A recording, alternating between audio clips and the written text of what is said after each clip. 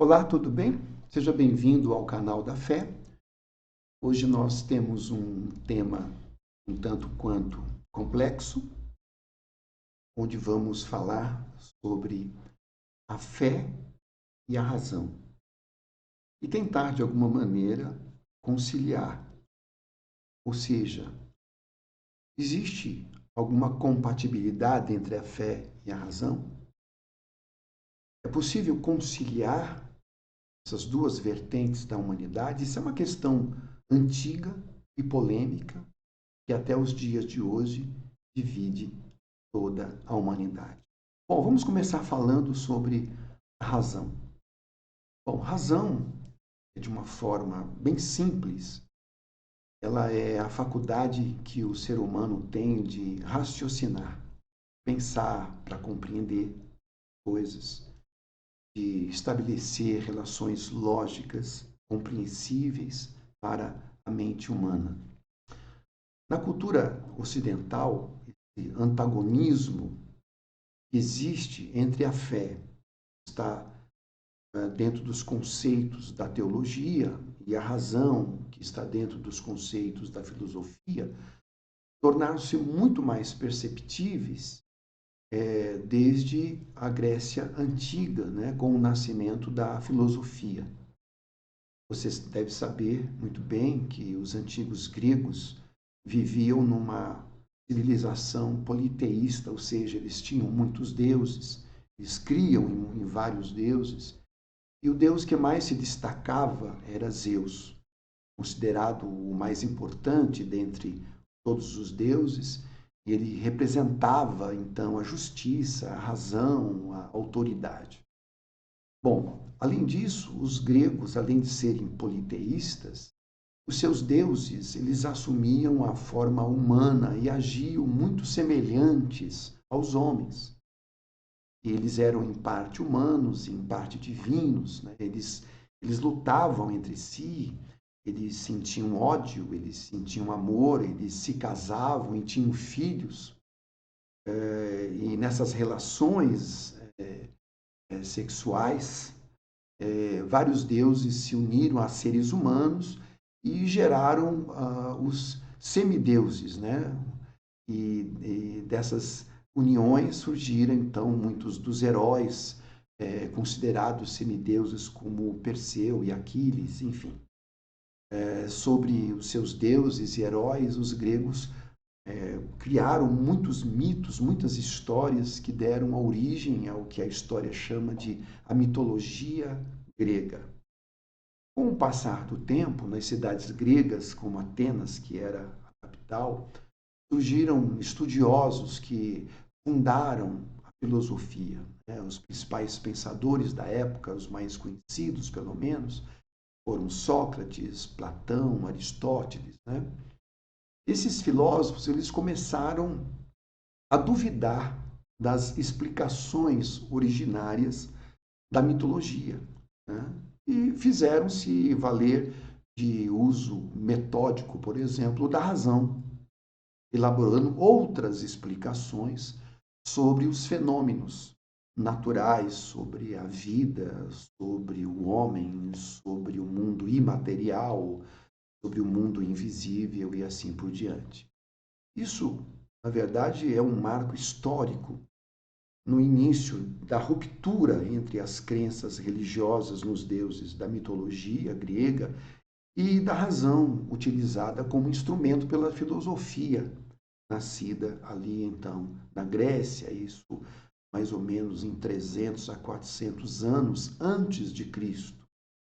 E mesmo após a vinda de Jesus, esse conflito continua e continua até hoje, né? Para muitos religiosos, a filosofia é a ciência da incredulidade, e já para muitos filósofos, a religião é cheia de fábulas, preconceitos e é totalmente desatualizada. Como nós podemos ver, esse embate entre a razão e a fé parece ser contínuo e a verdade completa não está em posse de nenhuma dessas duas vertentes, dessas duas doutrinas. Né?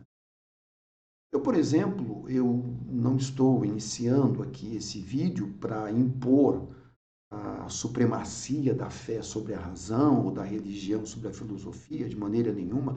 Eu, na verdade, sou um fervoroso defensor de que a razão e a fé são totalmente compatíveis e complementares, desde que haja respeito mútuo. Dentro da igreja sempre houve grandes teólogos e grandes filósofos, como o próprio apóstolo Paulo, ou mesmo como Agostinho e São Tomás de Aquino.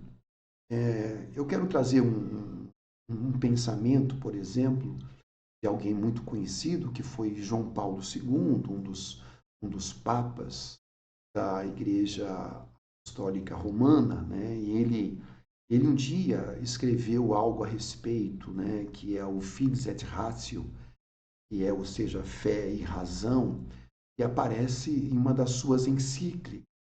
Eu separei para você ter uma ideia do que ele disse, que eu achei realmente muito interessante. E ele escreveu o seguinte, ele disse assim, que a fé e a razão são como duas asas que nos conduzem num voo em direção a Deus. Se você tem a fé, mas não tem a razão, essa fé é cega. Mas se você tem apenas a razão e não tem a fé, essa razão, ela enlouquece.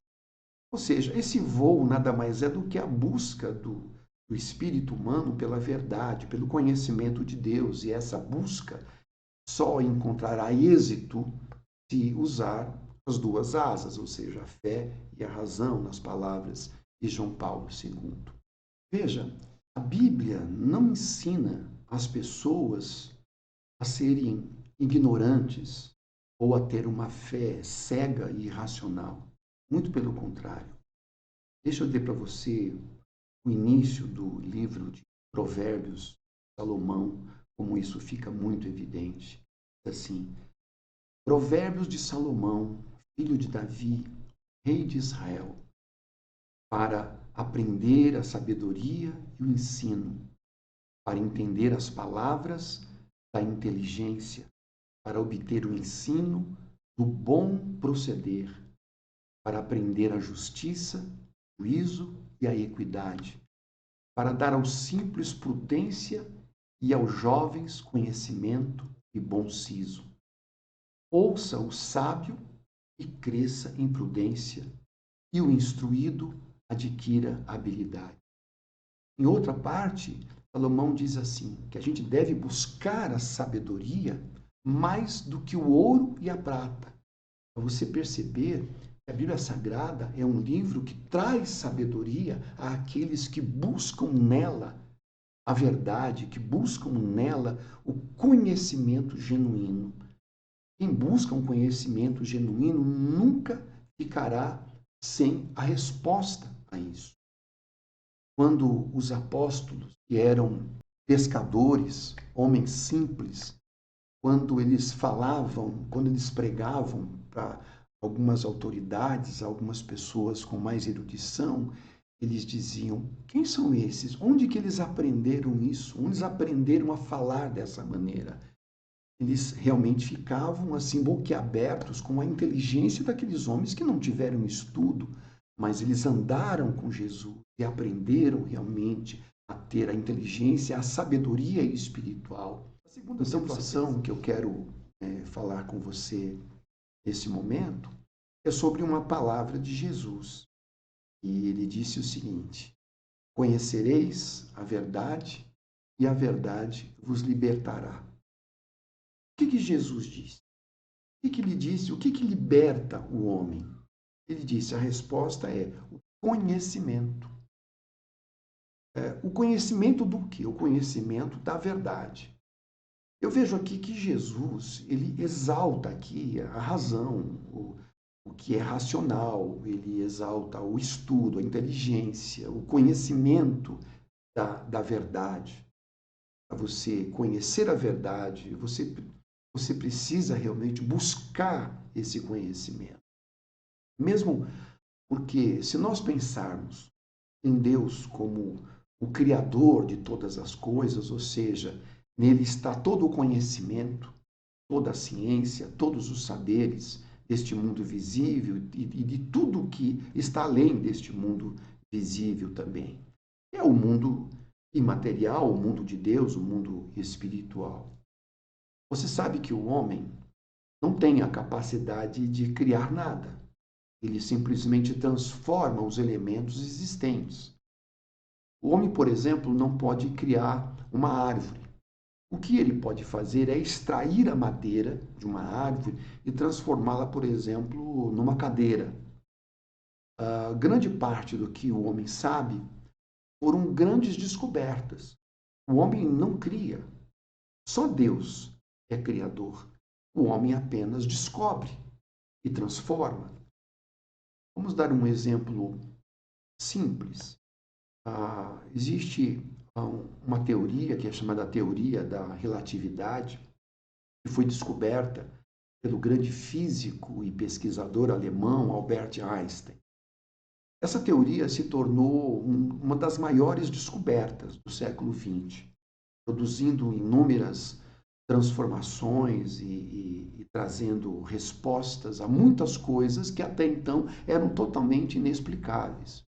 Hoje, a mecânica, a matemática, a mais recente, a tecnologia, depende dessa chamada teoria da relatividade, desde um GPS, um celular, uma viagem interplanetária, ou tudo isso é resultado de uma descoberta de um homem chamado Albert Einstein. Veja, o Einstein não criou essa teoria, ele a descobriu, ela é pré-existente. Ele apenas a descobriu e a teorizou. E a pergunta fica, de onde veio essa capacidade de Einstein? Ou de tantos outros gênios que nasceram com capacidade sobre-humana como a dele? Ele foi um gênio, já nasceu com essa genialidade. É claro que os estudos são importantes e os estudos amplificaram essa iluminação interior que ele já tinha, né? Por mais que alguém estude a física, por exemplo, não vai poder criar ou não vai poder se tornar um outro Albert Einstein. Os talentos excepcionais, como por exemplo de Beethoven, de Chopin, de Michelangelo, de Leonardo da Vinci e tantos outros, né? Eles tiveram esses talentos, essa genialidade, que já parte dela nasceu dentro deles. E de onde vem esse talento? De onde vem essa genialidade, esse dom? A Bíblia diz que isso vem de Deus. Deixe-me ler um texto para você, para poder corroborar isso que eu estou dizendo. Eu vou ler aqui em Tiago 1,17, que diz assim: toda boa dádiva e todo dom perfeito é lá do alto, descendo do Pai das luzes. Olha que interessante. Toda boa dádiva e todo dom perfeito vem lá do alto. Isso nos faz realmente pensar e refletir. E outra coisa, chama Deus de o Pai das luzes. Olha que interessante isso. O que é ser o Pai das luzes? É aquele que gera a luz. Ele dá luz à luz. Olha que coisa interessante. É de Deus que vem toda a iluminação, a clareza, a inteligência, a sabedoria, a revelação. Então, outro texto que eu posso também repartir com você é um que está no livro de Deuteronômio 8, 17 e 18. Até falando sobre coisas mais comuns, por exemplo, sobre adquirir riquezas. Olha que interessante, adquirir riquezas. Olha o que diz aqui. Não digas, pois, no teu coração, a minha força e o poder do meu braço me adquiriram estas riquezas. Antes, te lembrarás do Senhor teu Deus, porque é Ele que te dá força para adquirires riquezas. Você quer Isso ver é que parte dessa realidade já está na sua vida e que você às vezes nem percebe? Por exemplo, quando você diz para alguém que irá fazer algo no dia seguinte, ou na semana seguinte, ou mais um futuro? Como é que você diz? Você diz assim: se Deus quiser, eu vou fazer isso. Se Deus quiser, eu vou chegar lá. Se Deus quiser, eu vou conseguir. Ou seja, esse testemunho interior que você não tem certeza, que você não pode ter certeza do dia de amanhã, porque você não sabe nem se vai estar vivo. Dizer assim, se Deus quiser, ainda que seja de modo inconsciente, mostra, no fundo, que nós temos a consciência de que dependemos de Deus para realizar nossos planos. Sem perceber, você verbaliza um conceito cristão, um conceito bíblico no seu cotidiano. Entenda, tudo que é bom vem de Deus. Provérbios 16, verso 9, diz uma coisa também muito interessante. Diz assim: o coração do homem traça os seus caminhos, mas o Senhor é aquele que dirige os seus passos. Ou seja, o homem criado por Deus é uma criatura inteligente, ele tem desejos, ele pode planejar os meios de realizar, né, os seus planos. As criaturas irracionais não conseguem fazer isso. Eles só reagem pelos seus instintos naturais. Mas o Deus soberano, o grande Criador, ele gerencia os detalhes dos planejamentos dos homens, das nações, da humanidade, para que de alguma maneira as pessoas se tornem dependentes dele, confiem nele. E é assim que abre caminho para ele fazer grandes obras nas nossas vidas. Definir objetivos e traçar planos, metas, é direito e dever de toda pessoa, bem como lutar para realizá-los. No entanto, se nós quisermos ser bem-sucedidos, devemos pautar nossos planos nos planos de Deus. Buscar inspiração e apoio no grande arquiteto das nossas vidas, com certeza vai trazer resultados muito mais eficazes para os nossos objetivos. A verdade é que, por mais elaborados que sejam os nossos projetos, eles podem falhar, não é verdade? Por melhor que sejam os nossos planos, eles nem se comparam com os planos que Deus tem, por exemplo, para a sua vida. Você, claro, colocar esses planos nas mãos dele. Concluindo, veja bem, a Bíblia não ensina as pessoas a serem ignorantes ou ter uma fé cega, uma fé irracional. Muito pelo contrário. A Bíblia ensina as pessoas a buscarem a sabedoria. Então preste atenção no que eu vou te dizer agora. Isso é muito importante.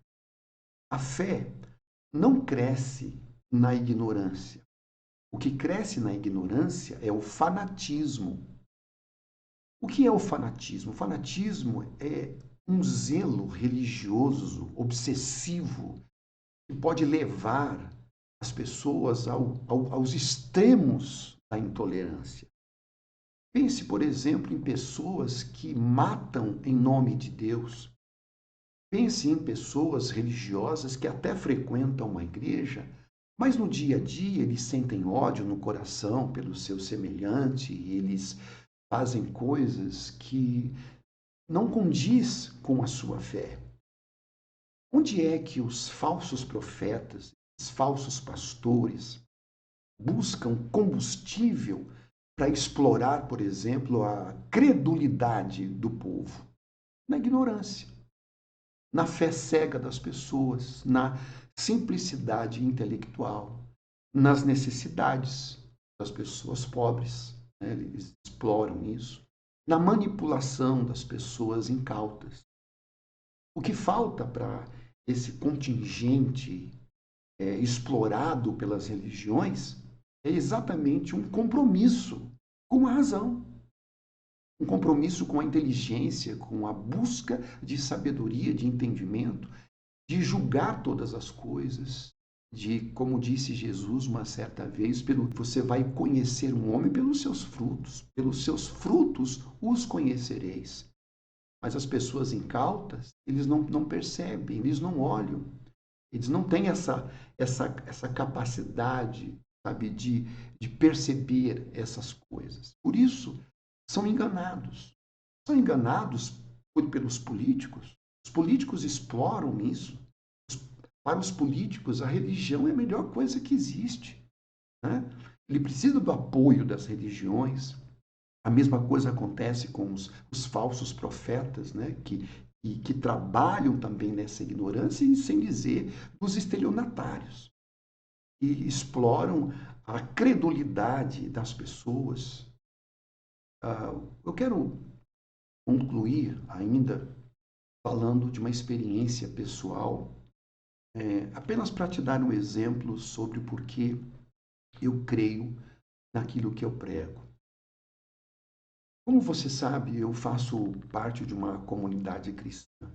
Há um tempo atrás, algum tempo atrás, a nossa comunidade fez um acampamento numa cidade próxima, onde nós iríamos passar 3 dias num retiro espiritual.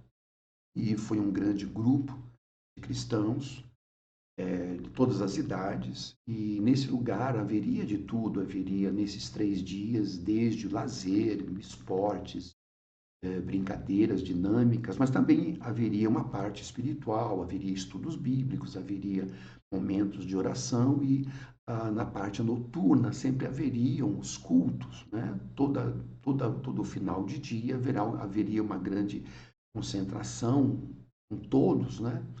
E ali, cada noite, haveria um pregador, né? Nessas concentrações. A escala para esses pregadores da noite já tinha sido feito com antecedência e na primeira noite caberia a mim, eu fui convidado então para ser o preletor da primeira noite e nas 2 noites seguintes seriam 2 outros convidados também, homens de Deus, homens sérios, né, que estavam programados para trazer uma mensagem para todo aquele povo que estava participando daquele acampamento. No primeiro dia, como eu sempre faço, quando eu sou chamado para falar sobre um tema bíblico, né, eu sempre procuro me separar para um período de preparo espiritual, através de um isolamento em algum lugar adequado, silencioso, para um momento de oração e de comunhão pessoal com Deus. Nesse dia que eu estava ali, né, nesse momento de oração, de busca de Deus, de falar com Deus, quando eu estava nesse momento de busca, num dado momento, eu ouvi dentro do meu coração uma voz muito forte, muito clara, que vai além de um simples pensamento, e me disse o seguinte: prepara-te, que você vai pregar nas 3 noites desse retiro espiritual. Quando eu ouvi aquilo, é claro, eu preciso dizer uma coisa para você. Eu não ouvi uma voz com os meus ouvidos naturais. Não é uma voz que ecoou no espaço. Na verdade, algo que foi decodificado dentro do meu coração, dentro do meu espírito. Eu não ouvi com os meus ouvidos, mas eu ouvi algo que ecoou dentro de mim. Bom, eu sei que aquilo era a voz de Deus porque eu já tinha tido outras experiências dessa natureza. E um dia, se Deus permitir, eu vou compartilhar com você também essas outras experiências. Mas nesse dia, eu percebi você, quando a gente diz que Deus falou comigo, como eu disse, como eu ouvi a voz de Deus, ou que eu entendi que era a voz de Deus, é algo inexplicável. Como eu disse, o meu espírito captou aquilo. E aquilo, então, quando eu ouvi aquela voz, o meu coração ficou cheio, é claro, de apreensão. Eu confesso que naquele momento você fica realmente um pouco assoberbado, né? Pois eu sabia, por exemplo, que nas 2 próximas noites já tinha os preletores que já foram convidados, eles foram ali para pregar na segunda e na terceira noite também. Então, eu fiquei assim, um sentimento complicado dentro do meu coração.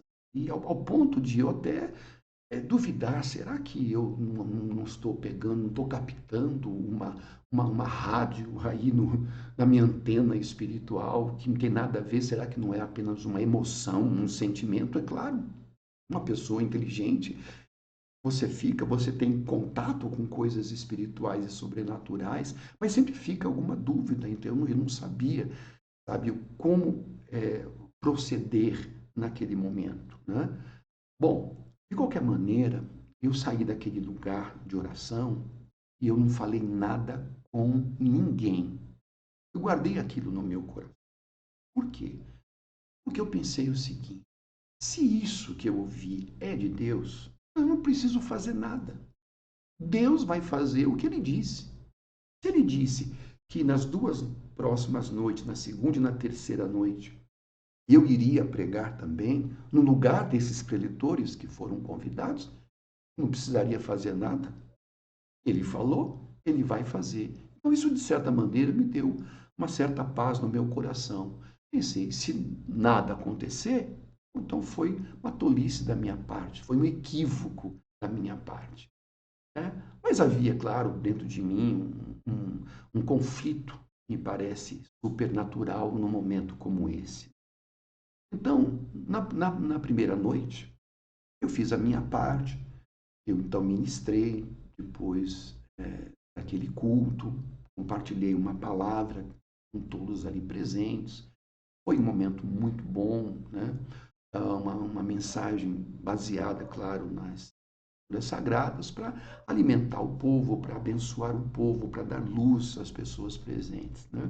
Algo que pudesse ser útil a todos naquele retiro espiritual. Mas no dia seguinte, eu continuava ainda pensando sobre aquilo, né?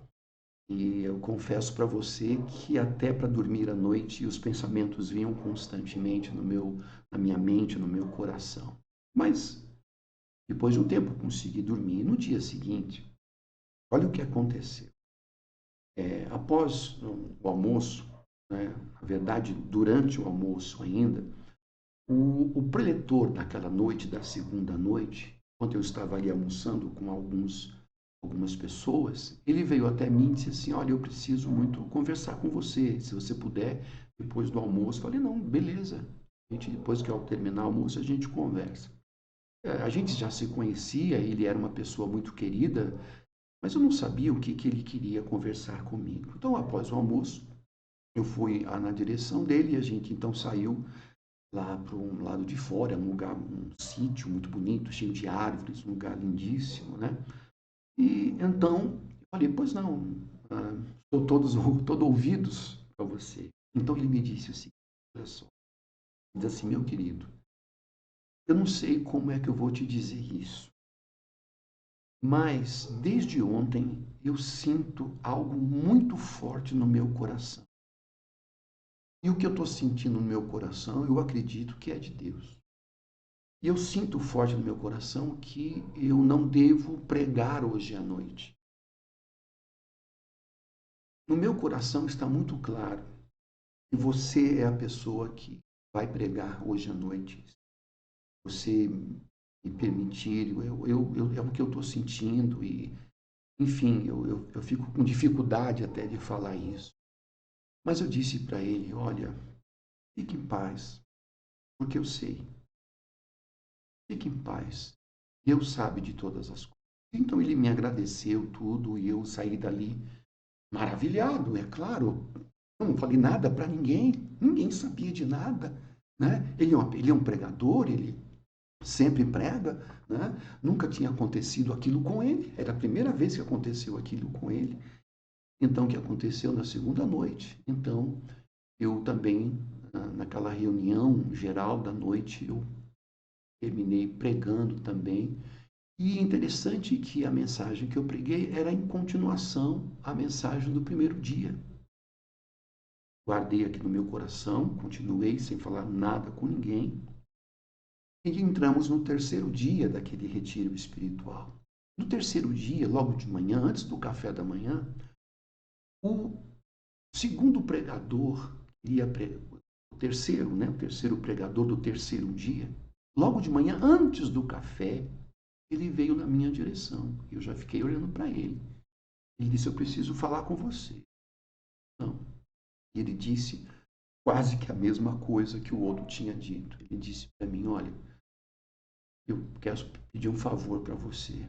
Olha, todo esse tempo, eu tenho algo forte no meu coração e eu só sei de uma coisa. Eu não posso pregar hoje. Eu sinto que a mensagem não está comigo.